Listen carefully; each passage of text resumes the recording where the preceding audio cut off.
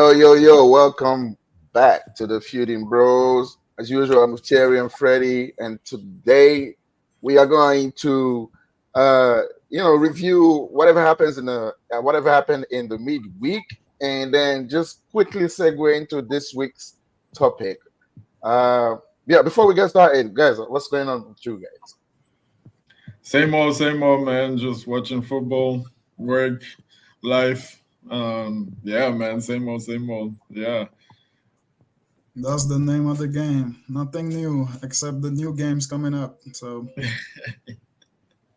diving into All right. Well, without further ado, let's get going. And obviously, we missed the midweek action. We didn't really talk about it. So there was, I guess, the big surprise of the midweek was the Liverpool draw with Newcastle. You guys remember the game, and did it come as a shock to you, or was it something that was in the making? Yeah, I think the surprise was Newcastle. It felt like the Newcastle of old. They really gave Liverpool a tough game, surprisingly, because they haven't been that great this season. They haven't shown those colors this season, and the fact that they really gave Liverpool some troubles, that was surprising to me, at least. Yeah, that's what I thought too. I did not expect Newcastle. I mean, Newcastle at St. James's Park can always be a tough game because like we said before, they have the crowd and everything, and they're a very emotional team, so they do play on that. But yeah, I didn't expect Newcastle to put up such a fight in terms of the game, because the game was very back and forth. I thought if Newcastle wins it, it's gonna be like a demolition job, like a smash and grab where they'll get one counter and they'll get dominated the rest of the game. But they were going for it. I mean, obviously, it was still mainly trying to play counter attack, but they had a lot of chances and they created a lot of stuff. Man, Isak was terrorizing in the first half. Isak was terrorizing. What a player he is, man. He's such a player. And then Salah at the end going beast mode as well. Just getting the goal, trying to go through, trying to beat 4 or 5 players every time. And then he got his goal. So, yeah, I mean, obviously, his points dropped by Liverpool. 2 points dropped. But yeah, Newcastle was good for that result. They deserved the draw in the end. That even though that goal was very lucky in the way it happened, but they deserved it, to be fair. Are Liverpool too reliant on Salah right now? Because it looks like he's the one, especially in the tough games, he's the only one that can actually bail them out in any situation. Are they too reliant on him, and are they one injury away from the good start of the season collapsing? That's a tough one because pretty much every team has that one player that kind of carries the team and quote unquote bails them out. So it would be interesting to see them without him. But I think they should be fine with the firepower they have, especially up front. I think if it's not him, then somebody else could step up, namely Luis Diaz or Luis Diaz hasn't been really great this year. He's been benched a lot. And that's what I said. He can step it up. He can step it up if room is made for that. That's just how I see it, in the sense that they do have the firepower to kind of compensate for if Salah is not at his best. Yeah, I mean, they're very reliant on him. I think because it's up top and they do have these other guys. I mean, even right now, Jota is injured. And he's usually a big player for them. And I mean, Nunez is not doing anything. He's not doing anything at all. Even the chaos he used to do, even that is gone now. I don't know. He's looking peak for him. But they're very reliant on him. I think if Salah was to get injured or something, they wouldn't be as good. But I don't think things will crumble necessarily, because they do have those other guys that can come in and do all right. Even Gakpo has been doing better than we expected. But I think the more kind of dangerous or hurtful player for them to get injured would be Van Dijk. I think if Van Dijk did get injured, I think they just at the back, I don't think they have the cover. Obviously, Konate, but he's even injured now. But when you do, if you don't have either Konate or Van Dijk, the drop in quality is big to Gomez, to Konza. I know he's a young player, but he makes a lot of mistakes. So I think at the back is where, even in midfield as well, I mean, Gravenberch has been a revelation, but nobody expected that. Nobody expected him to be that good in the six. So what would happen? He's played every game so far for them this season. So what will happen if Gravenberch gets injured? Like, I don't know if they will be able to replace him or Van Dijk at the back or something like that. Yeah. Yeah, I think in that sense the squad is pretty thin. But I mean, why I'm singling out Salah is the match winner. Salah is the goal getter. You know what I mean? So I mean, it seems like recently when he's not really on it, and that's why maybe like I still have that doubt about how far they can go. When he's not on it, it's kind of difficult for them to like get going, and then it just needs to wake up during the game and then just decide to go take the game by the scruff of the neck for them to actually go and get results. I mean, this time around it was to draw, and there's been other games where it was to go and get the 3 points and win. And for me, that's not going to be sustainable. But I mean, in the long run, I guess we'll see. They've been lucky at Liverpool to have kept all these players fit. And you made a good point about Van Dijk as well. Obviously, at the back, if you lose a Van Dijk, then yeah, that's it. Because like Kansa, we've seen him really shaky. Yeah, Gomez is on the bench for a reason, and obviously we're not taking it. But yeah, I mean, we'll have to wait and see. But this was a great game. I mean, Isaac was on fire. He should have scored more actually. Yeah, the gilt edge one. But yeah, I mean, it's a surprising draw because I thought Liverpool had this game in the end, but it was a surprising draw, and it just opened the door for other teams to capitalize. And we'll quickly move on. Yes, Manchester did that really, and went to, City Manchester City beat Nottingham Forest 3-0. And we'll just get to the game that we interest us more, which is the Arsenal game. And Arsenal ended up beating you. We ended up beating you guys 2-0 with two fantastic set pieces, corners. The masters of corners. Have you not stopped crying yet? We're good. We good. The thing I've seen after this game, it was just funny. It was just these Man U fans. Oh my God! Oh, set piece merchants. Yeah, shit, set piece merchants. Miguel Pulis. Facts. Miguel Allardyce. It was just funny, right? Just man. Anyway, how did you see the game? We definitely recovered. I mean, honestly, that defeat wasn't as hurtful as it could have been. I feel like, if it was like, and that's just past talk, but if it was like Ten Hag, it would have been more painful, because you're like, oh, you've been here all these years and you can deal with this kind of thing. But having a new manager, it kind of it's kind of a freebie in that game anyway. Arsenal had most of the pressure than we did, so yeah. Personally, I didn't expect much. I didn't expect a victory, that's for sure. Maybe a draw to be hopeful, but it's just in the manner where we lost that game. It definitely leaves something behind. Like, man, just got undone with some corners. Like, what? Like, that's it. That was the main highlight of the game. It was a little bit balanced, even though in the second half, Arsenal kind of took it up a notch and was getting all these corners, which definitely showed that, yes, they were putting some pressure and everything. But yeah, it's really what separated the game. Those corners, like, they were lethal every time. Every time the danger was there into the box, we didn't really dealt with it or find a way to deal with it during the game, and it definitely cost us, So yeah, a lesson learned right there. I guess I'm sure they're going to be practicing a lot in the corners, and that's what we thought. And this week they played, and then we considered another corner. So definitely, it looks like they didn't practice enough. But yeah, but I think he was even saying that the coach that they just have not practiced them really at all because Yeah. obviously he's been there not long and that's not the priority right now. But I think just in general, our team as well, we just have a weak team, like physically. Like we don't have a lot of tall players. So corners are gonna be interesting going forward because we don't have many tall players. I mean, you had Euro, Maguire, and De Ligt up there.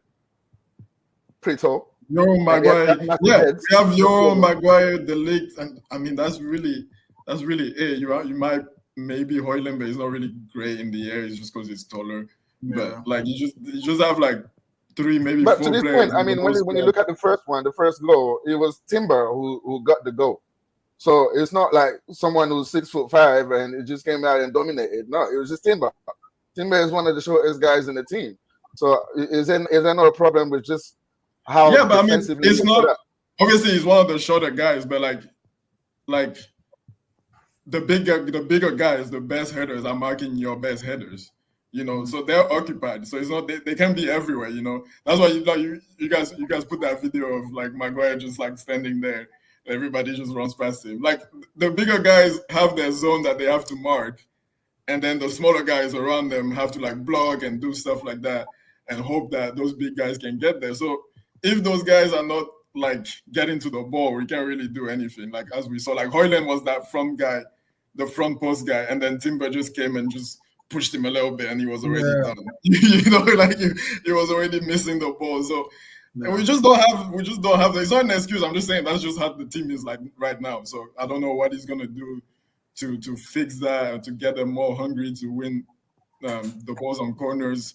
Or I think that's what you just said. I think it's not about just how physical they are because they are big boys, man. We've seen Højlund, you know, first game of the season. His first game I think was against us, and we see how much trouble physically he gave Gabriel in that first game. So he is a physical guy. I think it's just more, wanting it more. I think that's what it is. You have to want to get to the ball more than the opposition, and I think that's what you guys lacked. Maybe, but I mean, like if you compare it to like a team like you guys, you have your 2 center backs, you have Partey, you have Rice. I don't know if Merino was on, but you do have Merino if he's on, and you have Havertz. You know, that's like 5-6 big guys already to attack a ball compared to 3, maybe. You know, so like I totally understand. I totally agree with the hunger and stuff like that. But if you do have a height advantage, you have a height advantage. Like I just think I think it's more so about the practice of it. You know, it's like and they haven't. The height does make the difference, but you can be smart in a way where you shake off those people that have the heights. Exactly. You can be exactly. Yeah. That's exactly the point. For sure. But I mean, anyways, but going back to the game, I mean, I was actually pleasantly surprised, especially in the first half, because I was expecting us to get battered. I was expecting us to get destroyed because we've seen, some Man Utd fans were trying to get hyped. I don't know why, but I mean, Bodo Glimt, that was tough. Like, even Everton, I know we won 4-0. But that first half, first half wasn't great. They probably should have been at least 1 up. But I was expecting that. Amorim is gonna try and play, which is good. I want us to go through those times where we're just trash. Basically, it's better to just go through that now. So we still try to play, and I was pleasantly surprised that first half at least we were in the game. Second half they put pressure on us, but even then, I mean. Open play, there wasn't really many chances apart from after we were like 2-0 down. I think that's when you guys started like creating because we're pushing up, we're trying to get a goal back, so there's spaces opening up. But in open play, there wasn't really much. Because you parked the bus. That's why. So we have to find another way to get to you guys. So that's I don't think that was parking the bus because I mean you compare. How many shots did you have? Nothing. But that doesn't mean you're parking the bus.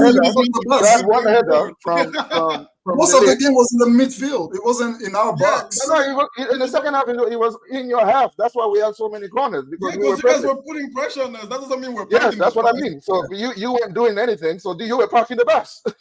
You didn't do anything. That doesn't mean anything. If a team is putting pressure on you, that means you're automatically parking the bus. Yes, because you're defending your game. That's what you did. I mean, how do you park the bus in I'll give possession? you credit for I the think first that half. How do you have 50% possession and park And you in park the bus. the That doesn't I'll make give you sense. credit for I'll give you credit for the first half. The first half, you were defensively well set up, and you wanted it more in terms of winning your tackles, winning your battles, winning your the second balls and everything. But we were parking the bus. I think it was a combination of you doing that well and us not really being at the races. But in the second half, when we woke up, you didn't even cross the. You didn't go anywhere. How can you say? What did you try to do that game? Like in the second half, you didn't try anything. We had a few shots. You had 2 shots, but one it was that header, and 2 it was a pass back from Anthony. That's all you had. Yeah. No, we had 4 shots. We had 4 shots in the second half. We had 5 shots all game, 4 in the second half. Well, I mean, 2 on target, right? Okay, yeah. So we were trying. You guys were pressuring us and forcing us to defend. That doesn't mean you're parking the bus. That doesn't mean your game plan is to park the bus. But yeah, you are exactly. You said you're away from home, so you were parking the bus, and what you're trying to do, it was just playing counter attack. That's what you did. You did nothing in your game. If that's parking the bus, that means you guys have parked the bus in a lot of games. Exactly. Well, I mean, we've accepted it when we park the bus. But sometimes you can park the bus, but you're saying that in a game where you do absolutely nothing, you are so negative in terms of going, even crossing the half line. You don't even do the first half. We went at you, and then at the same time we were that's what I mean. That's what I said. I'm giving, but even in the first half, you didn't do nothing. You had the possession, you had more possession. What did you do with it? What did you guys do? You tried to go at it, even though that's what I mean. For me, it's not like for me, it wasn't good enough. So you had the ball in the first half. You had the ball. When I was watching the first half, I was complaining about my team, saying that why is Fernandez have so much time on the ball? Why are we letting them play? Why are we sitting back on them? But with that possession, you had the one shot that maybe troubled us. I think that was Dalot. When he shot across that was it. Yeah. That was all. You did nothing with the ball. But that's what I'm saying. You, at least in the first half, you fought and you came out at us, and that's the combination of you playing well in that first half and us being bad in that first half. Well, not bad, but like just not at the races. When we come out now in the second half and we put pressure on you, you guys do nothing. You had one half good chance from from the header, which is not even like a proper chance. It's like a half chance. He did well. It's a chance because you guys had plenty of headers that went in. It's a chance. I'm not saying it is a chance, but it's a half chance. You don't count that as a definite. Like it's not like the Partey's. It's not like the Partey's chance where he misses from 2 yards, like on the line. You know what I mean? It's not that kind of chance. He actually had to work for something. It's like so you had that, and then you had Anthony passing the ball back to the keeper. That's all you had in terms of like a threat, And that first one, it was a great header from De Ligt, and he did well to make Rea make a good save. But I'm just saying, apart from that, you weren't really adventurous. You came to get the point, right? No, I think they came to try to play. They came to try to play because when we park the bus, it's pretty obvious. No, we didn't see that. When we park the bus, it's pretty obvious. Against Liverpool, I think that was last year, or maybe against Liverpool, when we parked the bus, it was so clear that we parked the bus. Like we were not even pressing the opposition. But in your case, when you guys cleared the first line of the defender, we were already on you. There was a smart kind of press. In the first half, we were pressing the defenders, we were pressing the midfielders. So, hey, it's your opinion. If you feel like we didn't offer much, I mean, I watched the game. Don't you say my opinion? Just the cop. But I mean, we have different opinions, and that's in a game where you do nothing. You can't tell me you're trying to play. We're trying to play what? I think there's a difference. I think there's a difference between a team coming to park the bus like we saw today. For example, I give you a good example. Fulham came to park the bus. Clearly. So Fulham is defending deep. They're not trying to come out, blah, blah, blah. They're parking the bus.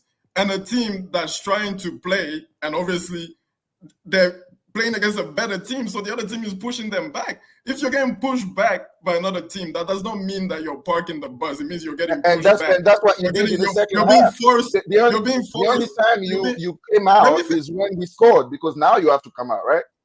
You're being forced to defend deep by the other team because they're pressuring you. But if you're parking the bus, you're not trying to play out of the back. You see Fulham today, every time you went to their keeper, they're lumping it forward. If you're parking the bus, you're not trying to set up a press. We were trying to set up a press. You're not doing these things if you're parking the bus. You're just staying deep the whole game. That's not what happened. What happened was we tried to play. First half, you went okay. Really? Second half, you didn't want to go anywhere. You didn't even get one corner.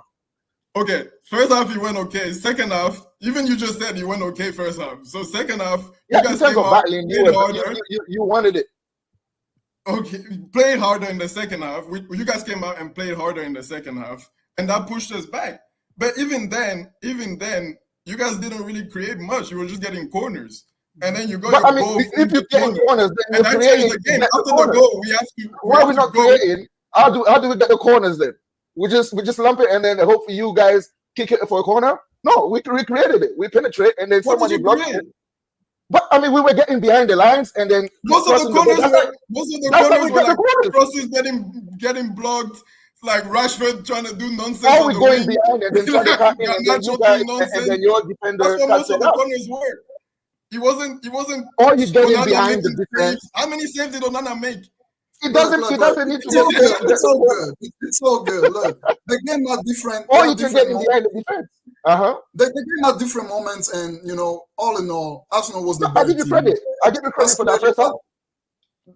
That's clearly what was shown. Arsenal was the better team overall in that game. So honestly, we can debate about that. We're probably not going to agree because although we watched the same game, everybody has their own perspective. But from a Man U standpoint, that's the only. But we can agree. Can we agree that you did not come to offer anything? No, that's your perspective. That's your perspective. What did you come to do? What did you come to do? We have a new manager. So what did you come to do then? In a game where in a game, but I'm just saying, in a game where you only have 2 shots on target, well, 1 shot and a half, because that one is a pass back by Anthony. The other team is better than you. But let me just finish. I'm just asking a question. In a game where you do that, in a whole game, right? When in the first half, at halftime you had more of the position or the possession, and you did nothing with it. So what did you try to do then? You weren't adventurous enough. That's what I'm saying. Can I give you a question? You can't just say we tried. Everybody tried. Fulham tried. Can I give you a question? Can you come with a certain game plan to win a game, and then you don't play well, and then you ends up you only have 2 shots on target? You actually played well. The thing is, can that happen? Can that happen? Enough. You didn't come with a mentality of coming to win that game. No, if you did, you would have. You don't know that. The thing is, even the lineup, you just scored on the field. It showed on the field. Even the lineup. That's how we analyze the game. It shows on the field. Even the lineup showed you that we didn't come to park the bus. If we came to park the bus, why not play Casemiro? The lineup showed. Why not play all the defensive mids in the world? I want to talk about the lineup. The lineup showed that you actually came a little bit defensive because I was surprised that Ahmad wasn't playing. He would have had a field day. He was the only attacking player that was removed. Yeah. He was the only attacking player that was removed. I'm sorry?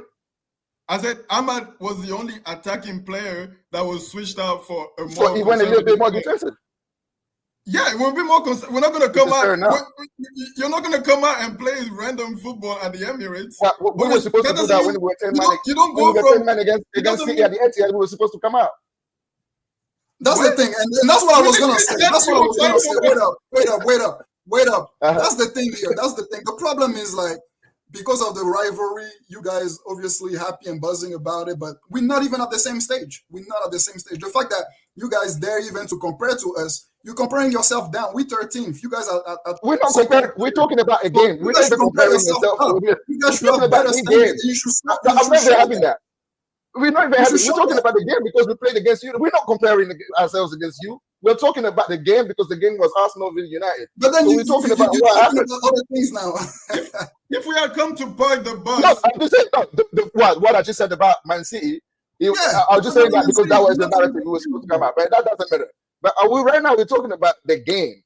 We played United. Yeah. Nobody's comparing ourselves to 13th from United. Nobody.